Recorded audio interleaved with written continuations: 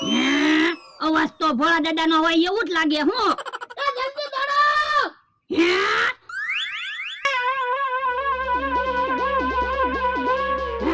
ભોળા દાદા હું છું એવું ગારામાં ખૂટી ગયો હે તો પણ આમ સાઈડ માં હલાઈને અહીંયા ગારામાં હું કામ આલ્યા એટલે હું લપસીને પડ્યો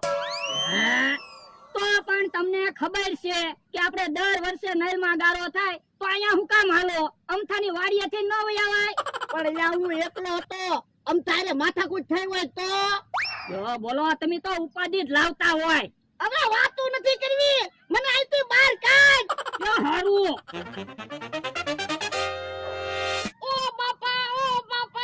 હે અહીંયા તો બહુ ગારો છે હું તમે એકલા મારાથી નહીં બહાર નીકળો તો પણ હું કરશું કાક વિચાર ઉભા રહ્યો કાક વિચારવા દ્યો અરે